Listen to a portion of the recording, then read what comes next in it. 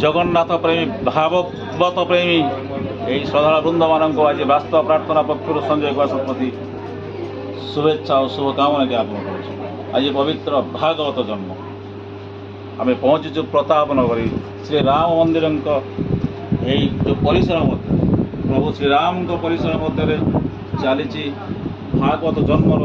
इतिकथा। ये कथा को व्याख्या करुशार विशिष्ट प्रवक्ता श्री अच्युतानंद दास महोदय। गोविंद गोविंद गोविंद पदु गड़ुछि मकरंद सेमक रंद पान करी हेले तलिले ब्रजनारी से ब्रज नारी पयरे मनमो रहु निरंतरे मनमो निरंतरे थाउ हा कृष्ण बोली जीव जाऊ। यही भागवत व्याख्या बुझिबा कौन आजिका दिन वार्ता ये भागवत जन्म ये आध्यात्मिक परिवेश मध्य महात्मा प्रवक्ता अच्युतानंद दास दौरान यही श्रद्धालु मान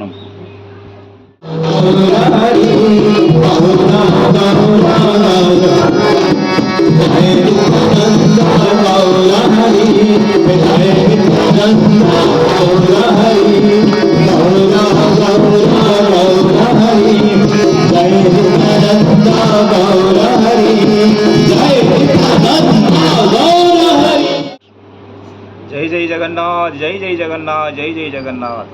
आपण समस्त प्रणाम। आपण चैनल समस्त दर्शक श्रोता मान प्रणाम। बड़ सौभाग्यर कथा आज पवित्र भागवत महोत्सव आज आम आरंभ कर प्रथम ग्राम ये राम मंदिर मंदिर प्रांगण में पाखापाखि 50 ऊर्ध्व माँ मैंने प्रत्येक दिन आज 2 वर्ष हम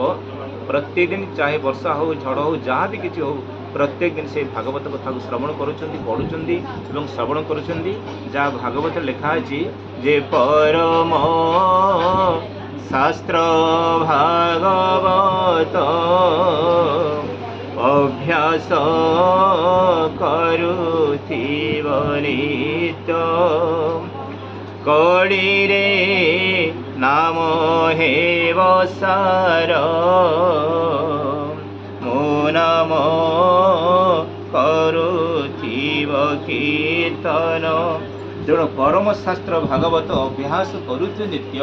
यही हूँ जगन्नाथ दास कथा भागवतर कथा। ये भागवतर ही भागवत ही कली कलमश लोक मान अति सहजरे कम परिश्रम कम साधनार उद्धार कर आ छड़ा अन्य गति नाही नाही। तेणु हरे नाम केवलम कलौ नास्तेव नास्तेव गति अन्यथा हरिनाम छड़ा कलिजुगर उद्धार नहीं बोली जो भगवान शास्त्र कहूँ आम गुरुजन मैंने कहते आम सन्थ मैंने कहते आम से पद को आश्रय करी से हरिनाम को आश्रय करी से भागवत महापुराण आश्रय करी ये पवित्र नाम को पवित्र कथा आम श्रवण कीर्तन कर। मत्स्य कूर्म वराह नरसिंह हरि श्री वामन भार्गव किंतु भागवत लेखा अच्छी जे नमयी नृसिंह चरण मत्स्य चरण वराह चरण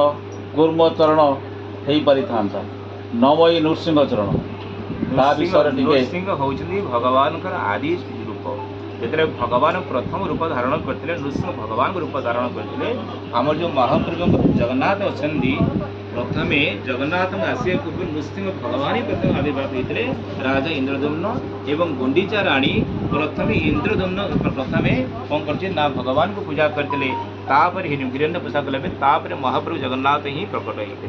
तेणु ये होती वंदे नृसिंह चरण नृसिंह भगवान हूँ आम आदि गुरु आदि भगवान तांकरी चरण आश्रय करी आम भवसागर पारि हवा। नमस्तुते व्यास विशाल बुद्धे फुल्लार विंदाय तप नेत्रम जैन तया भारत तैलबीजन प्रज्वलित ज्ञानमय प्रदीप। व्यासदेव ये संस्कृत लिखिते ये भागवत तापर जगन्नाथ दास लिखिले कौटी लिखिले जगन्नाथ आदि से कथा माँ कहते आज तांकर माँ को कथा रक्षा करी खाली माँ नुहे ये ओडिशार समस्त माँ मान कथा रक्षा करी जो मैंने संस्कृत को पढ़ी पारुना बुझी पारुना से माँ को पाखे कथा को पहुँचाई जगन्नाथ दास आ महाप्रभुंर से बटवृक्ष पाखे से बट गणेश पाखे प्रत्येक दिन भागवत कथा को लिखुते एवं जहाँ लिखुते से कथा को श्रवण करुले। आज तेणु आम मैंने समस्ते सौभागी जो मैंने आम संस्कृत बुझी पारुनु पढ़ी पारुनु आज से माँ मान आज से जगन्नाथ दास भगवान अवतार बोली कहुए राधाणी अवतार बोली कहुए जहाँ आम भागवत सुलभ कर। भागवत को सहज कर देछिंदी ए भागवत आज घरे घरे पहुंची पारी केवल श्री जगन्नाथ दासଙ୍କର अपार कृपा करुणा कौन भागवत समस्त जनमानस को छुआ समस्ते भागवत पठन करंतु सबुदिन प्रति अध्याय प्रार्थना करंतु এইটা ହିଁ ଆପଣଙ୍କ ବାର୍ତ୍ତା ରହିବା यही वार्ता अच्छी आमर ये कड़ी काल केवल भागवत एक माध्यम भागवत एक नौका जो नौकार बसी आम भवसागर पारि हवा अन्य कौन साधन ना कौन मार्ग ना भागवतर एकादश स्कंदे भगवान कृष्ण उद्धव कहते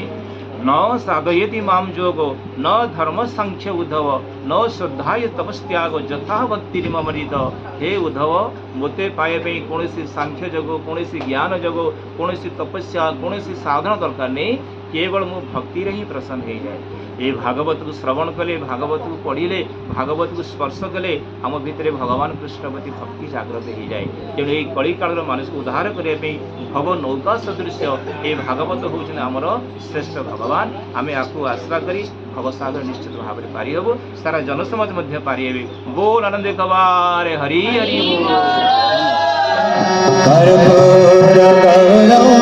करुणावतारं संसार सारं